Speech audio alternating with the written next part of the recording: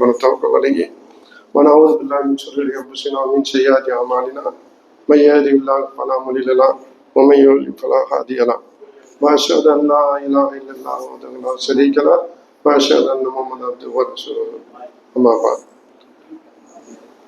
فقد قال الله تعالى في محكم تنزيل القرآن المجيد أعوذ بالله من الشيطان الرجيم بسم الله الرحمن الرحيم يا أيها الناس اتقوا ربكم الذي خلق نفس واحدة وخلق منها زوجها وبث منهما رجالا كثيرا ونساء واتقوا الله الذي تساءلون به والأرحام إن الله كان عليكم رقيبا صدق الله العظيم قال رسول الله قل إن خير كتاب الله وخير محمد صلى الله عليه وسلم وكل محدثة بدعة وكل بدعة ضلالة அல்லாஹ்வின் நல்லடியார்களே, இந்த சகோதர சகோதரிகளே, உங்கள் அனைவரும் மீது இறைவனின் சாந்தி சமாதானம் உண்டாகட்டுமாக. இந்த மிஸ்கு பள்ளிக்கு நான் எந்த பள்ளிக்கு நிறைய போனோம்னா இல்லையோ, இந்த மிஸ்கு பள்ளி நான் ரொம்ப ட்ரிப் வந்திருக்கேன், ரொம்ப டைம் வந்திருக்கேன். நிறைய மரியாதையும் ரெண்டு கௌரவத்தையும் கொடுத்த பள்ளியில் எனக்கு இந்த மிஸ்கு பள்ளி ரொம்ப பிடிச்ச பள்ளி. இந்த பள்ளியில் அதிகம் எப்படி சொல்றது, நிறைய ஆன்மீகவாதிகள், அரசியல்வாதிகள், இன்னும் நடிகர்கள், விஐபிகள்லாம் நிறைய வந்திருக்கிறாங்க. வந்தால் கண்டிப்பாக வெள்ளிக்கிழமை நடக்கிற நிகழ்ச்சியில் எல்லாருமே கலந்துருக்கிறாங்க. உங்களுக்கு எல்லாருக்கும் தெரியும். அப்படிப்பட்ட இந்த பள்ளி அந்த பெருமை பெற்றிருக்குது, அந்த பேர் பெற்றிருக்குது. நம்முடைய எந்த அசோசியேஷனுக்கு எந்தெந்த பெரிய முக்கியமான பள்ளிகள் யார் வந்தாலும் அவர்கள் எல்லாம் இந்த பள்ளிக்கு வந்துட்டு போயிருக்கிறாங்க. அதில் இன்னைக்கு இந்த வரிசையில் நம்முடைய இன்னைக்கு விஐபிகளாக வந்திருக்கிற எல்லா அமைப்பும், நம்முடைய வாழும் மல்லர், நம்முடைய ராமநாதன் சார், இன்னும் நிறைய தியாகராஜர்கள் எல்லாருமே வந்திருக்கிறேன். நினைச்சு ரொம்ப சந்தோஷம். இன்னைக்கு தான் அதிக ஒரு படைய மாற்று மாற்று சகோதரர்கள் இருக்கிறது, எனக்கு ரொம்ப சந்தோஷமா இருக்குது. அதனால இந்த பள்ளிக்கு எனக்கு என்னுடைய எனக்கு இன்னும் என்னை எப்படி சொல்லுவார், நம்முடைய முனீர் பாய் தலைவர் சொல்லுவார், இன்னைக்கு இப்படி செய்கிறோம், கொஞ்சம் செய்யலாமா, எது வேணாலும் செய்யுங்க, ஐதர் எப்போ உங்களுக்கு துணையா இருக்குன்னு சொல்லுவேன். அதே மாதிரி எனக்கு சாப்பாடு கொடுக்கணும்னு ரொம்ப பிரியம். எவ்வளவு சாப்பாடு வேணும்னு சொல்லுங்க, நான் தந்துடுறேன். அதே மாதிரி மேலும் வேற செலவுகள் நிறைய. இந்த நோன்பு நேரத்துல நம்முடைய இந்த இரவு தொழுகை நடத்துறதுக்காக கடைசி 10 இரவு 15 நாள் முக்கியமான உஸ்தாதுகள்லாம் இங்கே இந்தியாவில் கொண்டு வருவாங்க. அவர்கள்லாம் பெரிய பெரிய ஆட்களாக இருப்பாங்க. அவங்களெல்லாம் நம்ம ஊர்ல போய் கிட்டன்னு கூட நெருங்க முடியாது, அவங்களை சுற்றி அவ்வளோ பேர் இருப்பாங்க. அப்படிப்பட்ட முக்கியமான தலைவர்கள் எல்லாம் இங்க வரும்போது ஈஸியாக இங்க நின்று அவரோட நிற்கும் போது அவர்களுடைய தொடர்பு கிடைக்குது பாருங்க. அந்த தொடர்பு நம்ம ஊருக்கு போனதுக்கு அப்புறம் இப்ப காலையில சுபத்துட்டு நம்ம ஆஜா மீதி இப்போ லாஸ்டா அவங்க சொன்னாங்க, ஒரு இமாம் ஒரு பெரிய இஜித்மா நடத்துது, அதுக்கு நீங்க கண்டிப்பா வரணுண்டாப்புல. நான் சொன்னேன், படிக்காதவன், எனக்கு ஒன்றும் தெரியாது, நான் அப்படி இப்படி பெரிய ஆள் கிடையாது. அந்த இஜித்மாவில் இமாமுடைய இஜித்மாங்கிறது எல்லாம் படிச்ச அறிஞர்கள் வர்ற அந்த இடத்துல சாதாரண 9வது ஃபைல் ஒண்ணுமே தெரியாத ஒரு ஐதரை கொண்டு வச்சுட்டு போய் நான் என்ன பேச, ஒன்றும் தெரியாது எனக்கு அப்படின்னு சொன்னா, இல்ல நான் பார்த்ததில்ல, அங்க பார்த்து நான் ஒரு 4 நாள் உங்க நிகழ்ச்சியில கலந்துருக்கிறேன், உங்களுடைய பேச்சு எல்லாம் இந்த பிள்ளைகளை நல்ல ஊக்கம் கொடுக்குறிய, இதுதான் ரொம்ப வேணும். இன்னைக்கு இருக்கிற அரசியல் தலைவர்கள்லாம் தன்னுடைய ஓட்டுக்காக எதிராளிகளைனா கண்ணா பின்னாடி திட்டிக்கிறானுங்க. ஆனா இங்க இருக்கிற அத்தனை இயக்கங்களும் அவங்கள அழகா ஒன்னா அனுசரிச்சு நடந்து ரொம்ப பக்குவமா இந்த கோயத்து கொண்டுட்டு போறதுக்குன்னா உண்மையிலேயே உங்களுக்கு பங்களிப்பு ரொம்ப இருக்குன்னு சொல்லும்போது எனக்கு ரொம்ப சந்தோஷமா இருந்துச்சு. அதே மாதிரி இந்த பள்ளிக்கு பெருமை என்னன்னு சொன்னா, இந்த நோன்பு நேரத்துல இந்த வருஷம் சாப்பாடெல்லாம் எங்கேயும் கிடைக்காத நேரம் முனிரும் நம்ம ரசாதியும் உட்காந்து சொல்றாப்புல, ஆனா நான் என்ன செய்யறேன்னு தெரியல, நம்மள இந்த வருஷம் எல்லா பள்ளியிலையும் சாப்பாடு நிப்பாட்டிட்டாங்க, எல்லாரும் நம்ம பள்ளிக்கு அதிகம் பேர் வர்றாங்க. போன ட்ரிப்பே ஒரு சாப்பாடை 2 பேருக்கு கொடுத்தோம், இந்த சாப்பாடு இந்த வாட்டி இருக்கிற சாப்பாடை 4 பேருக்கு கொடுத்தாலும் நல்லது இல்லை, நல்லா இல்லை, என்ன செய்யணும் அப்படின்னு கேட்கும்போது ரொம்ப மனசு வேதனைப்பட்டு இருந்தாங்க. கவலைப்படுது, அல்லாஹ் செய்வான், அல்லாஹ் தருவான், உங்களுடைய நியத்து நல்ல நியத்தா இருக்கு, கண்டிப்பா நீங்க முயற்சி பண்ணுங்க, நடக்குன்னு சொன்ன. அதே மாதிரி அடுத்த நாள் சொன்னாப்புல ஒரு சில ஆட்கள் தனவான்கள் கொண்டு எனக்கு இந்த பள்ளிக்கு சாப்பாடு கொடுத்தாங்க. நீங்களும் எங்களால் உதவி செய்ய ரொம்ப சந்தோஷமா இருக்கணும். அதுதான் சொல்றேன், இறைவன் சொல்றான், யாருக்குமே நீங்க செய்யுங்க, நல்ல எண்ணத்தோட செய்யுங்க, கண்டிப்பா அவன் கொண்டு தரத்துக்கு ரெடியா இருக்கான். இன்னைக்கு கஷ்டம்னு சொல்லிட்டு நம்ம எல்லாம் இறைவன் கேட்டுக்கிட்டு இருக்கோம். ஆனா இறைவன் நமக்கு ஒண்ணுமே தரலன்னு சொல்லிட்டு ரொம்ப பேர் வருத்தப்பட்டு இருக்கிறோம்.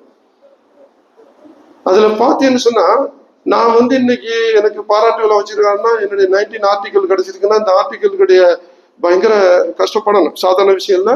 அமெரிக்காவில் கிரீன் கார்டு, துபாயில் கோல்டு கார்டு, இந்த பஹ்ரைன், சவுதி எல்லாம் இப்போ கோல்டு கார்டு கொடுக்குறாங்க. அந்த கோல்டு கார்டு மாதிரி இங்க இன்னும் ஆரம்பிக்கிறதுக்கு இருக்கிறாங்க. ஆனா அதுக்கு முன்னாடி இந்த 19ங்கிற ஒரு ஆர்டிக்கல் அதாவது பிசினஸ் மேன்களுக்கு கொடுக்குறாங்க, இன்வெஸ்டர்களுக்கு கொடுக்குறாங்க. நான் இப்ப இதுக்கு என்னுடைய காலம் 95ல இருந்து கஷ்டம் கொஞ்சம் நெஞ்சல்ல. நம்முடைய சார் சிலவங்க சொன்னாங்க, இந்த டிரைவர் வேலைக்கெல்லாம் அன்னைக்கு நான் வந்தபோது 10 வண்டி வீட்டுக்கு கழுவேன். இன்னைக்கு எந்த டிரைவரா ஒரு 2 வண்டி இருக்கிற 3 வண்டி இருக்கிற வீடா இருந்தா இருக்கவும் கூட முடியல, கழுவுறது கஷ்டப்படுறாங்க. ஏன்னா அந்த கஷ்டங்களை பட்டாதான் அடுத்து பின்னாடி வர்ற கஷ்டத்தினா நம்மளால முடியும். 10 வண்டி கழுவுன அந்த கஷ்டம், அதுக்கு கீழே இறங்க கொஞ்சம் 9 வண்டி ஆகுது, 8 வண்டி ஆகுது, 5 வண்டி ஆகுது, அப்படி குறையுது கஷ்டம். ஃபர்ஸ்ட் எடுத்ததுமே கஷ்டத்தை கொடுத்ததுமே ஐயோ என்ன போட்டு சாவடிக்கிறான்னு. அங்க நான் எம்காம் படிச்சுட்டு வந்தேன், நான் MBA படிச்சுட்டு வந்தேன், என்னை கொண்டு தொடக்க விட்டுட்டாங்க, என்னை கொண்டு கழுவ விட்டாங்க, என்னை கஷ்டப்படுத்துறாங்க அப்படின்னு சொல்லிட்டு யாரும் அப்பாவை திட்டுவாங்க, அண்ணனை திட்டுவாங்க. ஆனா அவங்க சூழ்நிலை நல்லதுக்கு தான் கொண்டு வந்திருப்பாங்க. ஆனா இங்க வந்ததுமே சில பிரச்சனைகள் இருக்கத்தான் செய்யும்.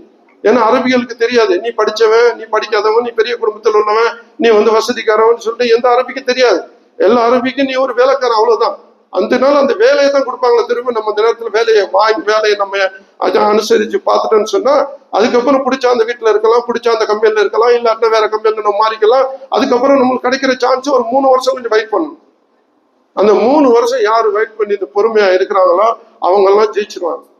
இங்க பாருங்க, இந்த பள்ளியிலேயே இந்த தொழுவுறான், ஒரு 200 பேர் தொழுவைக்கு வர்றாங்க, எல்லாரும் தொழுவுனாங்க, நல்லா முடிச்சாங்க. அவங்க அடுத்தது என்ன சொல்றது, இந்த சுபாலா ஓதுறாங்களா இல்லையா, துவா ஓதுறாங்களா இல்லையா, எந்திரிச்சது அந்த வெள்ளிக்கிழமை மட்டும் தொழுவைக்கு வர்ற முஸ்லிம்கள் இருக்கிறாங்க. எங்க ஊர்ல சொல்லுவோம், இது வார முஸ்லிம், இது மாசம் முஸ்லிம், இது வருஷம் முஸ்லிம். அப்படிப்பட்டவர்கள் இங்க வந்துகிட்டு தான் இருக்கிறாங்க.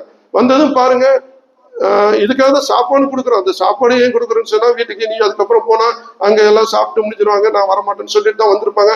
ஆனால் அவங்களுக்கு சாப்பாடை கொடுத்து நல்லபடியே இந்த ஒரு பயானையும் கேட்டு அல்லாஹ்வுடைய அருளையும் பெற்று நல்ல ஒரு நன்மையை பெற்று போகணுங்கிறதுக்கு தான் நம்முடைய இது. இன்னைக்கு இந்த பெண்கள்லாம் இன்னைக்கு நிறைய பேர் 80 பேர் வந்திருக்கிறான்னு சொல்லும்போது எனக்கு ரொம்ப சந்தோஷமாயிடுச்சு.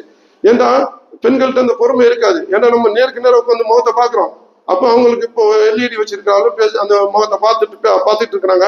சில நேரத்துல மறைச்சு வச்சு ஒண்ணுமே பார்க்க மாட்டாங்க. பார்த்து பிள்ளைகளை கூட்டு வந்தா பிள்ளைகளுக்கு சத்தம் போட்டுட்டு பேச்சையும் கேட்க முடியாது, ஒண்ணும் கேட்க முடியாது. அப்படி இருந்த ஒரு ஃபங்க்ஷன் தான் நடக்கும். ஆனால் இன்னைக்கு இந்த அவ்வளவு பொறுமையா உட்காந்து கேட்கறீங்க பாருங்க. இதுதான் இந்த யாரும் பொறுமையா உட்காந்து எவ்வளவு நேரமோ இன்னைக்கு ஃபங்க்ஷன் தெரிஞ்சு போச்சு. இன்னைக்கு ப்ரோக்ராம் நடக்குது, நம்ம 11 மணிக்கு வரணும், ஒரு 3 மணிக்கு தான் முடியும். 4 மணி நேரம் கண்டிப்பா இருந்தா ஆகணும். இந்த 4 மணி நேரத்துல ஏதாவது போய் சொல்லிட்டு ஏதாவது இது பண்ணிட்டு அப்படி இப்படின்னு சொல்லிட்டு போற ஆட்கள் இருக்கிறாங்க. அது நம்ம உண்மையா இருக்கலாம், அதை பத்தி நம்ம பிரச்சனை இல்லை. ஆனால் உண்மையிலேயே அங்க ஒரு சீரியலையோ இல்ல ஒரு படத்தையோ பாக்குறதுக்கோ இல்ல 2 மணிக்கு படம் இருக்குது ஒரு இது அதுக்காக ஒரு போய் சொல்லிட்டு போற ஆட்களும் இருக்கிறாங்க. ஆனா அல்லாஹ்வுடைய அவனுடைய பரக்கத்தை தேடி, அவனுடைய நூரை தேடி, அவனுடைய நன்மையை தேடி நம்ம வந்துட்டோன்னு சொன்னா, இன்னைக்கு வெள்ளிக்கிழமை பாக்கி 7 நாள், உனக்கு 6 நாள் இருக்கு பாக்கி 7 நாள். அந்த ஒரு நாள், இந்த ஒரு நாள்ல கிடைக்கிற இந்த நன்மை இருக்கு பாரு, நீ அடுத்த ஒரு வாரம், அந்த அடுத்த ஒரு வாரத்துல உனக்கு எப்படி சொல்றது, அடுத்த வெள்ளிக்கிழமை நீ உயிரோட இருப்பான்னு யாருக்கும் சொல்ல முடியாது. நான் உயிரோட இருப்பேன்னு யாருக்கும் சொல்ல முடியாது. இந்த வாரத்துல கிடைக்கிற அந்த நன்மையை நீ பெற்றுட்டு நீ அடுத்த வாரம் வரைக்கும் நீ இருந்தீன்னு சொன்னா அது உன்னுடைய ஒரு அல்லாஹ் கொடுத்த ஒரு நற்கூலின்னு சொல்லலாம். ஆனால் இந்த வாரத்துக்குள்ள நம்ம இறந்து போனா, இந்த வாரம் அந்த மிஸ்கு பள்ளியில போயிட்டு ஒரு நல்ல முக்கியமான தலைவர்கள்லாம் பேசினாங்க, அவங்க கேட்ட அறிவுகள், அவங்களுக்கு கொடுத்த அறிவு, அதை வச்சு சில நல்ல விஷயங்கள் நம்ம செய்வோம். இந்த விஷயம்தான் இறைவன்கிட்ட போய் சேரப்போகுது. அல்லாஹ் சொல்றான், அழகா குர்ஆன்ல சொன்னா, வல் அஸ்ர், காலத்தின் மீது சத்தியமாக. அழகான வசனம், சின்ன வசனம், குர்ஆன்ல கொடுக்கப்படுற வசனம். வல் அஸ்ர், காலத்தின் மீது சத்தியமாக, இன்னல் இன்சான லஃபீ குஸ்ர், எல்லா மனிதர்களும் படைக்கப்பட்ட அத்தனை பேர்களுமே நஷ்டவாளின்னு சொல்றான்.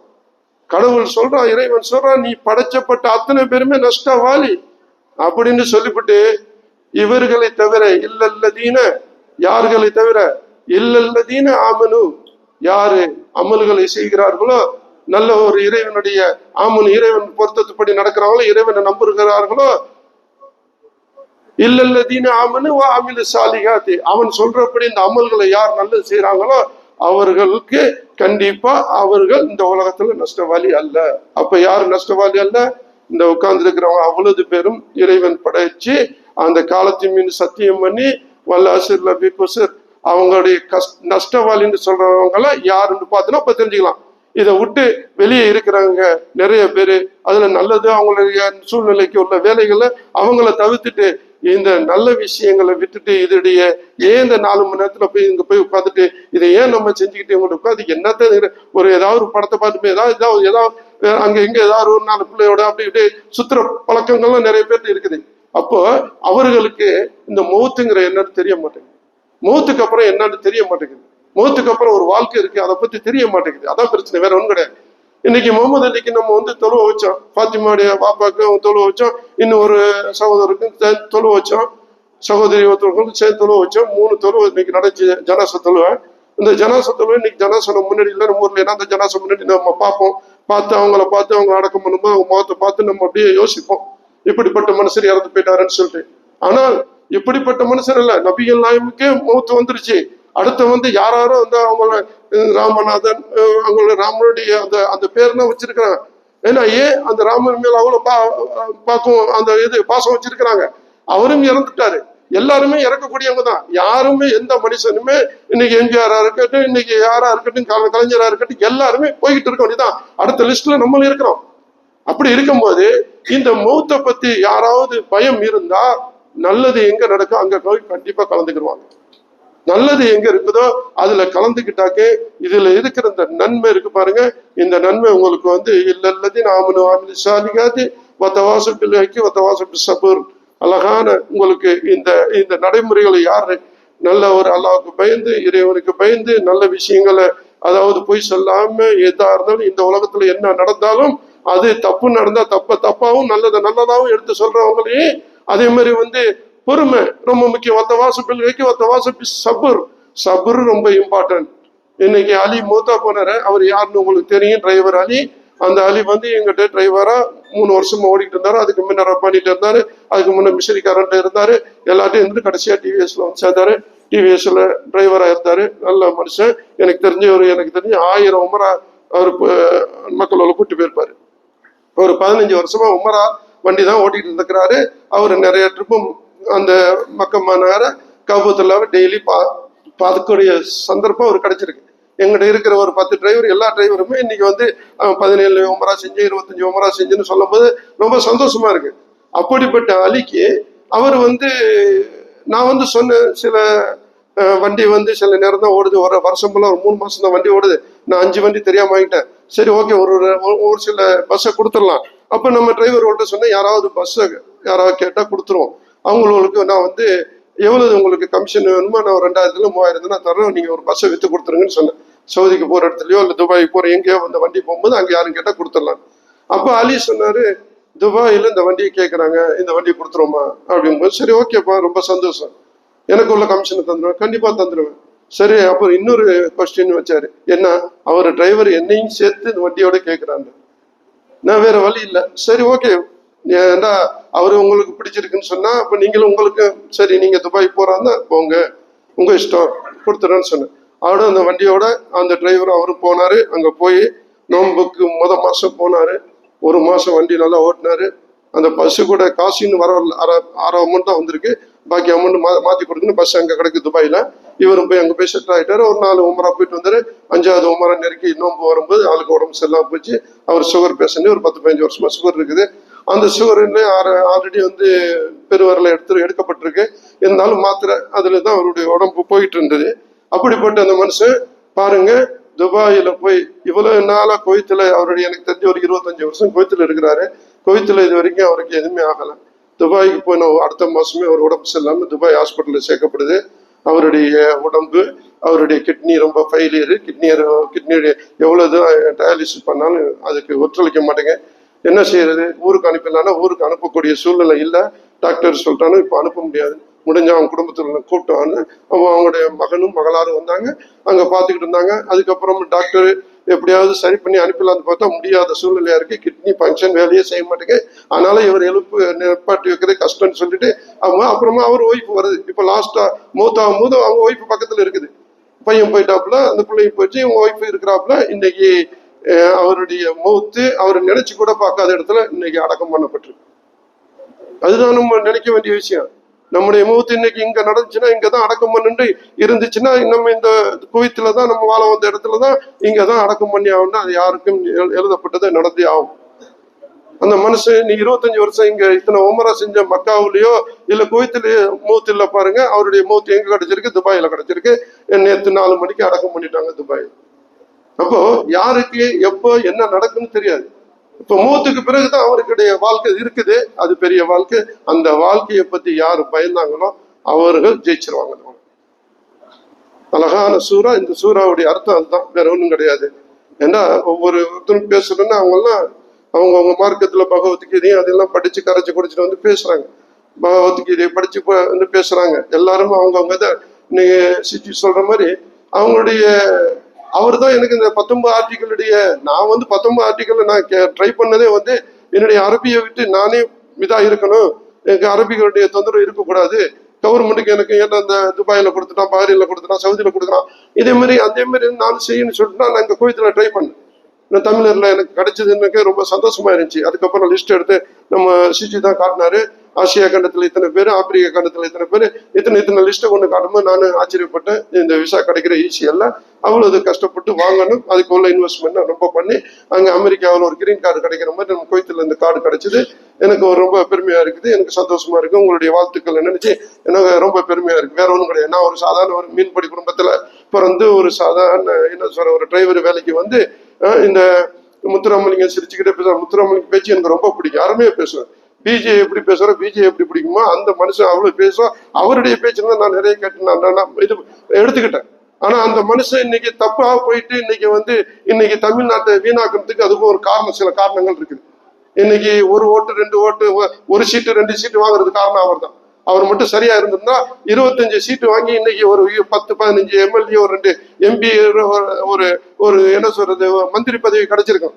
எவ்வளவுதான் முயற்சி பண்ண. ஆனா மினிட் புக்கில் அப்போது எழுதப்பட்டு இனி அரசியல்ல நாங்க போக மாட்டோம், ஒன்லி எல்லாருக்கும் நாங்க ஒத்துழைச்சு இதுமோ நாங்க தேர்தலில் நிற்போம், எல்லாம் செஞ்சு கொடுப்போம், எந்த கட்சிக்கு செய்யறோம் அவங்க எங்களுக்கு நாங்க கேட்டதை செஞ்சு தரணும். இதுதான் மினிட் புக்கில் எழுதப்பட்டது அன்னைக்கு நஜாத் மினிட் புக்ல. அன்னைக்கு அந்த நஜாத்துல நான் இருந்த ஒரே காலத்துல நான் இதெல்லாம் படிக்கப்பட்டு போற காலம் வர்ற காலம்னா பார்த்தாக்கு சரியில்லை. எவன் பேச்சு நம்ப முடியல. ஒரு நாளைக்கு இன்னைக்கு இந்த கேண்டிடேட் இப்ப சொல்றான் நான் செஞ்சு தரேன், ஜெயிச்சதுக்கு அப்புறம் அவன் செஞ்சு தர மாட்டான், அவனு கண்டுக்கிற மாட்டான். அப்ப இதுக்கப்புறம் நம்ம அவங்கள நம்பி இருக்கிறதோட நம்ம இறங்கணும், நம்ம ஒத்துமையா இறங்கணும். எல்லா கட்சியும் சேர்த்து வச்சு நம்ம இறங்கி நம்ம ஒரு 25 எம்எல்ஏ எப்படியாவது வரதுக்கு முயற்சி பண்ணணும். அது பண்ணும்போது அவர் ஒரே வார்த்தை சொன்னாரு, இந்த மினிட் புக் எழுதுனது படி தான் நடக்கணும், அதை மாற்ற மாட்டேன் அப்படின்ட்டாரு. அப்ப இவருக்கு உங்களுக்கு நிறைய பிரச்சனை நடந்துச்சு. அதோட தூக்கி போட்டு அந்த இதை வானடிச்சுட்டு தூக்கி போட்டு வந்தா அதுக்கப்புறம் பெரிய குழப்பமாயி பிரிஞ்சு அதுல இருந்து 10 ஏக்கமாயி உங்களுக்கு தெரியும் எத்தனை ஏக்கம் ஆயிடுச்சு. இது பிரிச்சாலப்படுது. இன்னைக்கு தமிழ்நாட்டுல இன்னைக்கு யாரையுமே ஒற்றுமையா முஸ்லிம்களை வைக்க மாட்டானுவ. அதுக்கு பணம் ஒரு காரணம். அந்த பணத்துக்கு ரொம்ப அடிமைப்பட்டுட்டாங்க. அதனால எல்லா தலைவர்களும் எந்த தலைவர் நல்லவர் எந்த தலைவர் கெட்டவர்னு சொல்ல முடியாது. அதனால நம்முடைய நிலைமை இந்த மாதிரி சூழ்நிலை இருக்கு. இன்ஷா அல்லாஹ் வர 4ஆம் தேதி இந்த தேர்தலுடைய ரிசல்ட் பார்த்து தெரியும் நம்முடைய நிலைமை. நம்ம அப்படிதான் இருக்கும். ஆனால் இந்த ஓட்டு மிஷினுங்கிற ஒரு மிஷின் இருக்கிற வரைக்கும் அது அவங்க கையில தான் எல்லாமே இருக்கு. நான் எல்லாத்தையும் அதான் சொல்லிட்டு இருப்பேன். ஆனா தேர்தலை பத்தி பேசுறேன். இன்னைக்கு நம்ம எல்லாம் போய் ஓட்டு போடக்கூடிய இங்க இந்த தபால் ஓட்டு முக்கியமான அவங்க எம்பாசி அதிகாரிகளுக்கு நான் கிடைக்குது. ஆனா நம்மளுக்குன்னா இது வரைக்கும் எத்தனை பேர் ஓட்டு போட்டிருப்பீங்க, எத்தனை பேர் இது வரைக்கும் ஓட்ட போட்டிருப்பீங்க. நான் இது வரைக்கும் ஒரே ஒரு ஓட்டு போட்டு ஒரே ஒரு ட்ரிப் என்ன சொல்றது அந்த உள்ளாட்சித்துறை அந்த இதுக்கு ஒரே ஒரு ஓட்டு தான் போட்டுக்கிறேன். இது வரைக்கும் எம்பி ஓட்டு எம்எல்ஏ ஓட்டு நான் ஒரு நாள் கூட போட்டு கிடையாது. இந்த வாட்டி போட்டலான்னு பார்த்தா இங்க உள்ள பிரச்சனை பெருசாயிடுச்சு. அதனால நான் வர வேண்டிய ஆயிடுச்சு, நான் வந்துட்டேன்.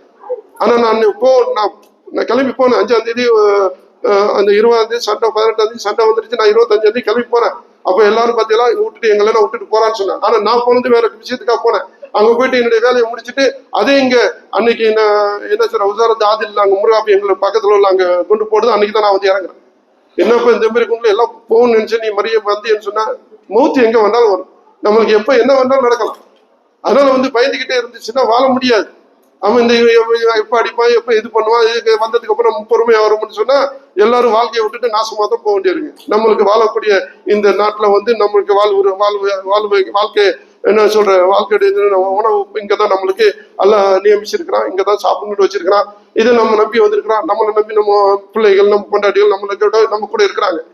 அப்போ எல்லாரும் இவ்வளவு ஒற்றுமையா இருக்கிற இந்த இந்த காலத்துல இந்த சூழ்நிலையில எந்த பிரச்சனை எது வந்தாலும் இறைவன் ஒருத்தன் தவக்கல் தாளா, அவன் நமக்கு எங்க என்ன நடக்குதோ அதை செய்வான், அவ்வளவுதான், வேற ஒண்ணும் கிடையாது.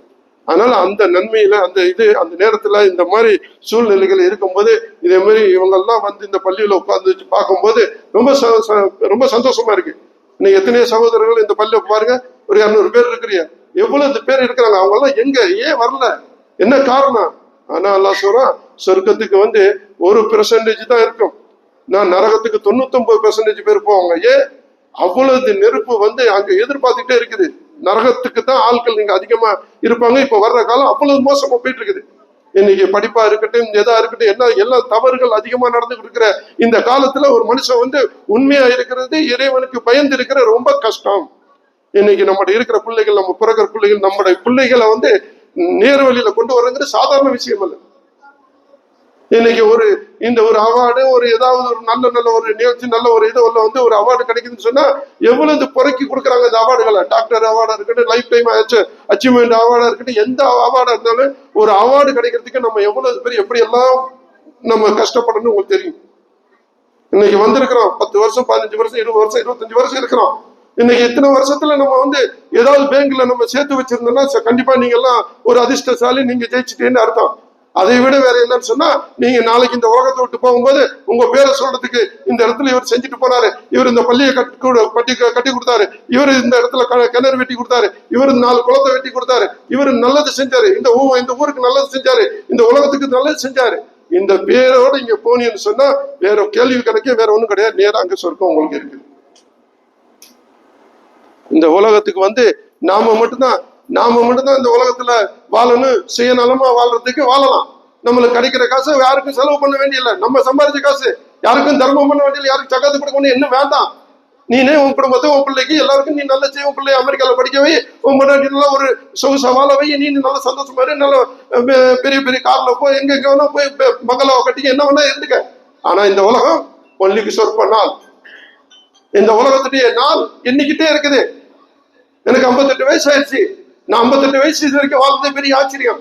இன்னைக்கு பேஸ் மேக்கரை வச்சு கொடுக்குறாங்க நிறைய பேர், ஆட்பேல பேஸ் மேக்கரை வச்சு விடுறாங்க. அந்த பேஸ் மேக்கரை வச்சுட்டு சொல்றான் ஒரு 5 வருஷம் தான் உனக்கு வாழ்க்கை, இந்த 5 வருஷத்தை நீ ஜாக்கிரதையா இருக்கணும், இந்த 5 வருஷத்துல இதை சாப்பிடக்கூடாது, இந்த மெடிசனை பண்ணிக்கன்னு சொல்லிட்டு டாக்டர் நம்ம சொல்லி விடுறான். ஆனா அந்த டாக்டருக்கே தெரியாது 5 வருஷம் எவனோ சொன்னதை வச்சு அந்த டாக்டர் சொல்றான், எவனோ கண்டுபிடிச்சதை வச்சு சொல்றான். ஆனா அந்த டாக்டர் வைக்கும் போது கடவுள்கிட்ட வேண்டிக்கிட்டு 5 வருஷம் சொல்லிட்டு அந்த மனுஷன் 5 வருஷம் வாழணும், அதுக்கு முன்ன போய் சேர்த்துட்டானா ஏன் டாக்டருடைய எனக்கு வேலை இல்லாம போயிடும் அப்படின்னு சொல்லிட்டு அவனும் பயந்துக்கிட்டு தான் வைக்கிறான். அப்போ டாக்டர் படிச்ச படிப்புக்கும் ஒரு லிமிட் இருக்குது, எல்லாத்துக்கும் மேல ஒரு இறைவன் இருக்கிறான். அதனால சொல்றேன், எனக்கு தெரிஞ்ச இந்த பேஸ் மேக்கர் வச்சல்ல 5 வருஷத்துக்கு மேல இருந்தவங்களும் இருக்கிறாங்க, 2 வருஷத்துல காலியான மோதா போனவங்களும் இருக்கிறாங்க. அப்ப இந்த பேஸ் மேக்கர் ஏன் 5 வருஷம் கேரண்டி இல்ல? கேரண்டி அவன்கிட்ட இருக்குது. ஆபரேஷன் பண்றாரு ஒரு பெரியவர், ஒரு 70 வயசுல ஒரு பெரியவர் ஆபரேஷன் பண்றாரு, ஆபரேஷன் பண்ணிட்டு அவருக்கு ஒரு பில்லை கொண்டு கொடுக்குறாங்க, ஒரு 9 லட்சம் ரூபாய் பில்லை கொண்டு கொடுக்குறாங்க. அவர் பெரிய பணக்கார கோடீஸ்வரன். அப்ப பார்த்துட்டு அழுகுறாரு அந்த பில்லை பார்த்துட்டு. அப்ப டாக்டர் கேட்கிறான், ஏன் அழுகுறீங்க, உங்களோட காசு இல்லையா, இது சொல்லுங்க, நான் வேண்டி வேற ஏதாவது இது பண்ணுன்னு சொன்ன. காசு என்கிட்ட நிறைய இருக்குது, காசுக்கான அலுவல, அந்த காசுக்கான அலுவல எனக்கு வந்து இந்த பில்லை பார்த்துட்டு இப்ப எனக்கு 69 வயசுல வச்சு இந்த பில்லை வந்து 9 லட்சம் ரூபாய் இது பண்ணி கொடுக்குறா, இதுக்கப்புறம் வாழக்கூடியதுக்காக இன்னைக்கு ஒரு ஆபரேஷன் பண்ணிக்கு 9 லட்சம் ரூபாய் நீ கேட்டிருக்கிறா. நான் வருத்தப்படல, நான் 69 வருஷம் வரைக்கும் என்னை இறைவன் வாழ வச்சான் பாரு, அவன் ஒரு பைசா இல்லாம என்ன, ஒரு காசு இல்லாம என்ன வந்து வாழ வச்சான் பாரு. அப்போதான் நினைச்சேன், அவனை நினைச்சு நான் அவனுக்கு நான் நன்றி சொல்லணும்னு நினைச்சிருக்கிறேன். இதுக்குதான் இறைவன் சொன்னா, எனக்கு நீ வந்து ஒன்னும் தர வேண்டாம், என்ன நினை, ஒரு 5 வேலை நினை, 5 டைம் நினை, 5 டைம் இந்த உதவு எடுத்துட்டு சுப சொல்றா. அது எவ்வளவு குளிரா இருந்தாலும் சரி, எவ்வளவு வெயிலா இருந்தாலும் சரி, நீ இவ்வளவு கஷ்டத்துலயும் வந்து என்னை வந்து நாடி வர்றா பாரு, அதைத்தான் நான் எதிர்பார்க்கிறேன். நான் சொன்னதை செய்யறா பாரு, நீ தொழுவுறனால எனக்கு ஒண்ணும் நல்லதில்ல, நீ கால கையை குனிஞ்சு எழுந்துறா பாரு, எக்ஸசைஸ் பண்றா, போய் தேவையில்லாம காசு கொடுத்து போய் ஜிம்முக்கு போறா, நீ 5 வேலை எக்ஸசைஸ், இதுதான் இந்த தொழுவே உனக்கு, இதுதான் உனக்கு இந்த எக்ஸசைஸ், இந்த தொழுவை வந்து உனக்கு தான் அதை செய்ய சொல்றேன். 5 வேலை நீ வீட்டுல உட்காந்துட்டு நினைச்சுக்கிட்டு இருக்கிறத விட படுத்து எந்திரி, உட்காந்து எந்திரி, இந்த ஒரு எக்ஸசைஸ் தான் நான் வந்து உனக்கு கத்துக் கொடுக்குறேன், வேற உனக்கு அது உனக்காக தான் நான் செய்ய சொல்றேன். இப்ப சொன்னாப்புல இல்ல, நம்முடைய சார் சொன்னாப்புல, நான் வந்து சரவணன் சொன்னாப்புல, இதுல கடல்ல அது என்ன சொல்றது, சரியான குளிர் உங்களுக்கு தெரியும். ஒரு 10 வருஷம் நான் கத்தார்ல ரொம்ப கஷ்டப்பட்டு கடல்ல மீன் பிடிச்சேன். அந்த 10 வருஷம் உண்மையிலேயே அந்த சரியான குளிர் நேரத்துல 0 டிகிரி 10 டிகிரி 8 டிகிரி 5 டிகிரி இருக்கும்போது நம்ம வீட்டிலேயே வந்து 2 போர்வை போட்டுட்டு படுக்கிற காலத்துல அங்க கடல்ல மீன் பிடிக்க நடு ராத்திரில கிடப்போம்.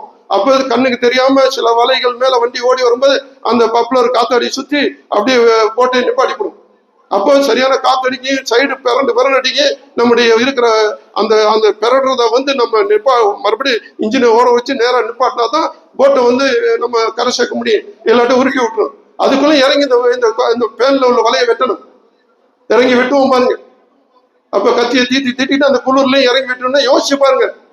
கரையில கடந்துட்டு 4 போர்வை போத்திட்டு இருந்தவன் கடல்ல கடக்கிறவன் எந்த ஒரு இது இல்லாம அந்த தண்ணியில இறங்கி அந்த குளிர்ல இறங்கி வெட்டி அந்த காத்தால உள்ள அந்த வலையை வெட்டி எடுத்து மறுபடியும் இன்ஜினை ஸ்டார்ட் பண்ணி நேரா நிக்க விட்டாதான் இந்த கடல் நம்மளை பாதுகாக்கும்.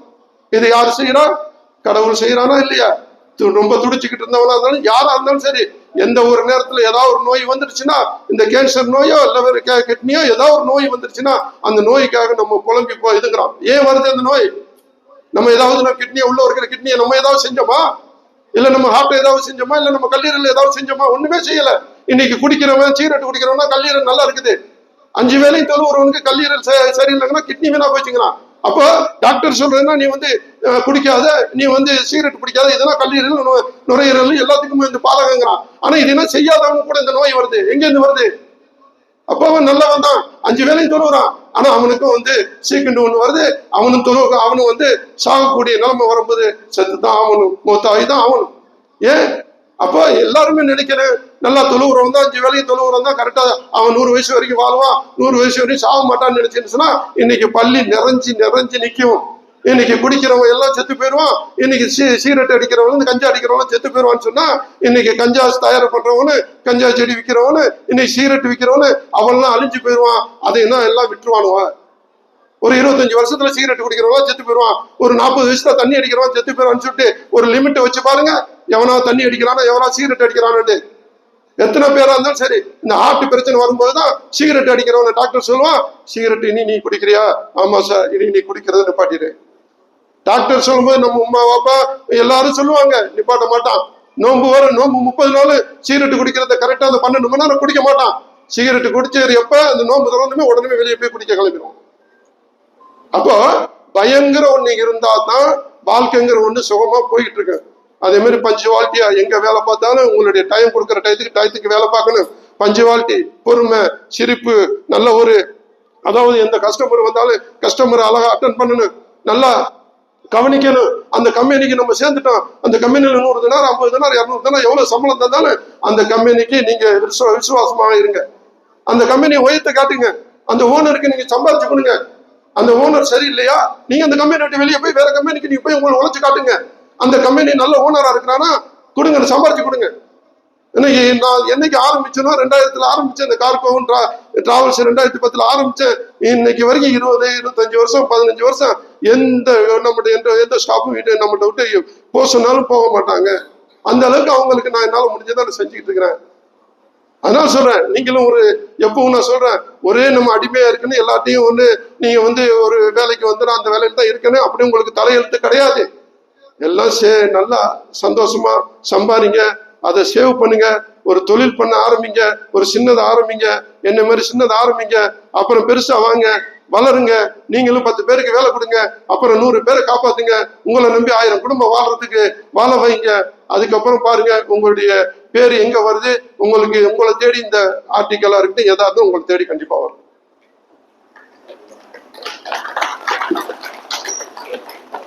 தர்மம் இம்பார்ட்டன்ட். என்னுடைய இன்னைக்கு எல்லாரும் சொன்னதை வச்சு தர்மம் நான் அதிகமா செய்யறேன். உண்மைதான், நான் இல்லைங்களே. ஏன்னா நல்லா தெரியுது, காசை வச்சுட்டு அம்பானியா இருக்கட்டும், அதானியா இருக்கட்டும், இவனு பல கோடீஸ்வரன் அவ்வளவு பேர் இருக்கிறானுவா. அவனை சுத்தி இருக்கிற பாவமா இருக்கு. அவன் வாசல்ல வெளியே போகும்போது, வண்டி வெளியே போகும்போது நின்றுட்டு கையேந்திக்கிட்டு நிப்பா, ஒரு 100 ரூபா கிடைக்குமான்னு சொல்லிட்டு கொடுக்க மாட்டானு, கொடுக்க மனசு வராது. ஏன்? ஆண்டவன் அங்க நாடனும், வேற ஒண்ணும் கிடையாது. இன்னைக்கு எல்லாரும் சொன்னாப்புல சொல்லிதான் எனக்கு பழைய ஞாபகம் வருது. ஜான் ரமேஷ் சார் சொல்லும்போது அதெல்லாம் மறந்துட்டேன். நான் அன்னைக்கு பணம் கொடுத்தது உண்மைதான், அதெல்லாம் மறந்து போச்சு. எனக்கு நான் கொடுக்கறது அன்னைக்கே மறந்துடுவேன், அவ்வளவுதான். அந்த மறந்துதான் எனக்கு நான் நல்லா இருக்கிறேன், வேற ஒன்றும் கிடையாது. ஆனா எனக்கு அல்லா தாலா எனக்கு நிரப்பமா கொடுத்துட்டு இருக்கிறான்.